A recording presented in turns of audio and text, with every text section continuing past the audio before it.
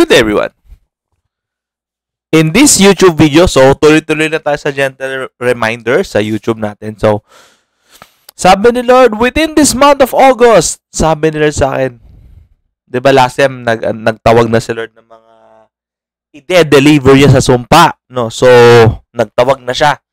Ngayon month, sabi sa akin ni Lord na, anak, yung may ko ngayon, may paalala lang din ako, no? So, doon sa mga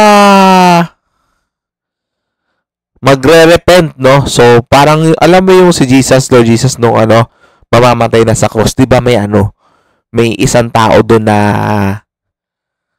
sabi ni Lord, sama mo ko sa paraiso pag mamamatay na kayo. Sabi ni Lord, come with me in paradise. So, sabi ni Lord yun, no? So, ano naman yung kinalaman yan? Kasi sabi sa akin ni Lord, this month of August daw is magtatawag na si Lord, no? Sabi ni Lord, sabi sa akin ni Lord, suko na kayo. Sige. Parang meron na siyang I forgot the term. Meron na siyang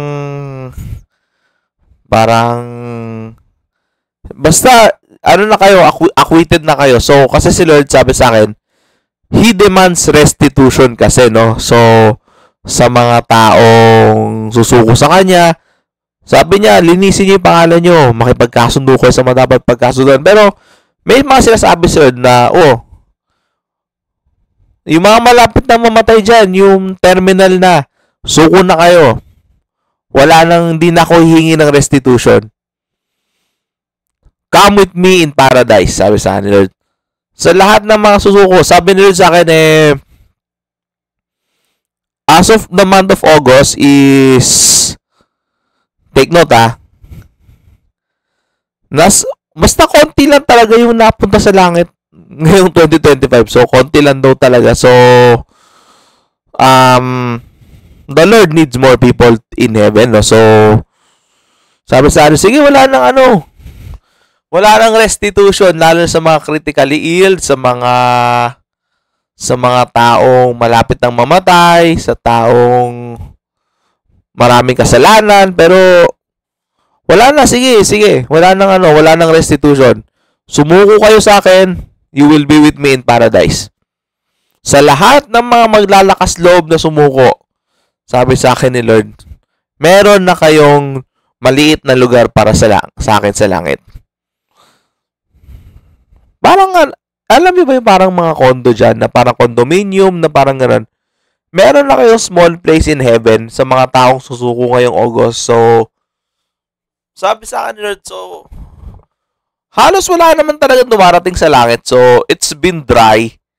The receptions of heaven, di ba, grandiose, talagang, basta ang tindi ng welcome ni, kaso nga lang, di naman daw ma-activate, di naman daw talaga nagagamit, di naman daw talaga na-utilize, kasi wala namang umaabot, sabi sa akin ni Lord.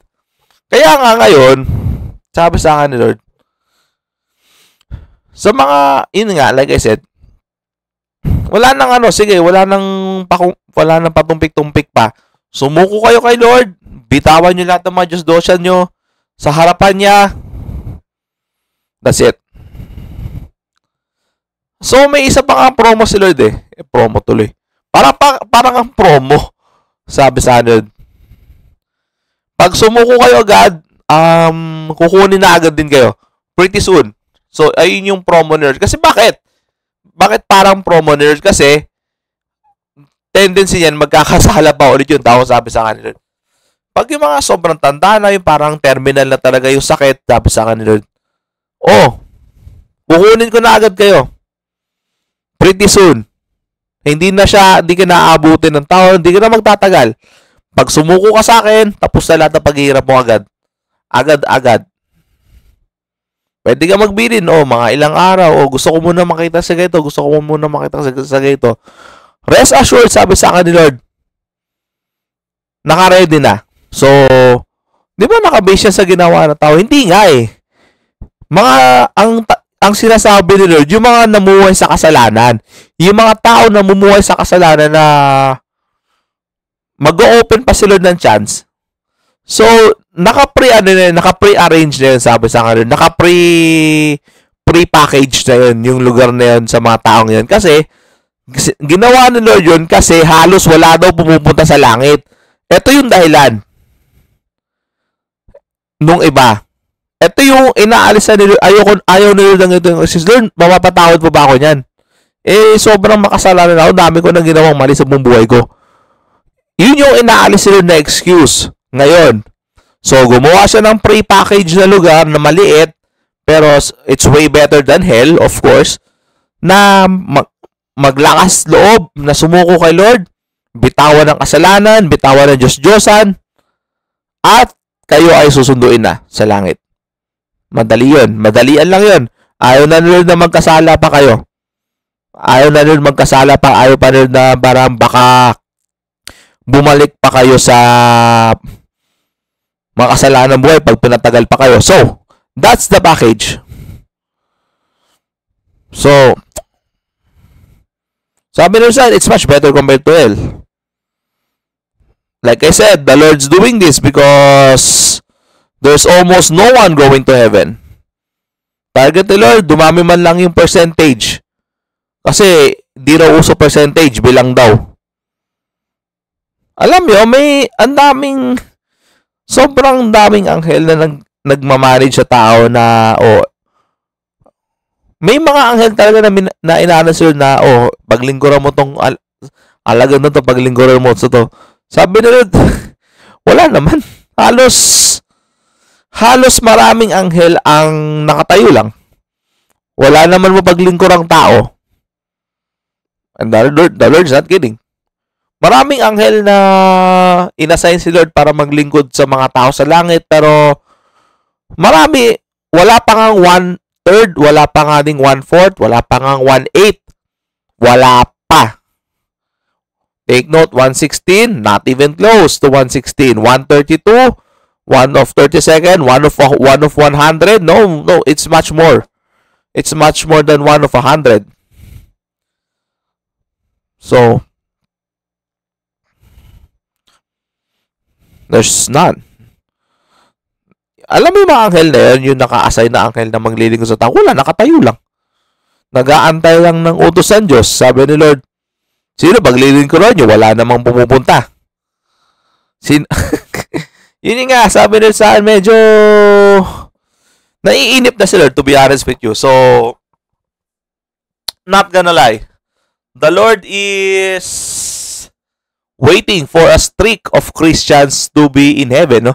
Nag-aantay si Lord ng bulto-bultong Christian na pupunta sa langit. Mga mala isa-100 kada araw, mga 500 kada araw, saka isang buwan. Nag-aantay si Lord ng ganong balik ng tao. Kasi, pag pumunta sa langit, pa isa-isa eh. Sabi ni Lord, may mga ilang buwan nga, wala eh. Sabi ni Lord, pagka dumating sa impyerno, libo-libo. Libo-libo isang araw. Minsan pa nga, 100,000 sa isang araw, sabi nila, sa impyerno. Pero sa langit, isang buwan, minsan, masaya na si Lord sa dalawa. Masaya na nga si Lord sa isa kasi may mga ilang buwan talaga, wala. So, man, I mean, ako mismo, na lingkod niya, ako yung parang naawa. Ano to? Package? O baka sabihin mo, wala naman sa Biblia siya sabi mo. O ano yung sa Biblia na call upon the name of the Lord, then you will be saved? Ano yung sinasabi na dun sa isang nasa krus na come with me in paradise? Biblical naman yung principle. Ang kaso kasi, parang ako personally, ba't ganun? Ba't parang kailangan mag-package pa ng Panginoon? Ibig sabihin nun, wala. Halos wala. So, I mean, that's all for this video. So, the Lord needs more people in heaven. That's for sure. A lot of the angels are just standing there, waiting for the orders of the Lord. Unfortunately, the Lord said, nothing is coming. nothing is coming. Nawa, dumami. Salamat sa pakikinig. God bless.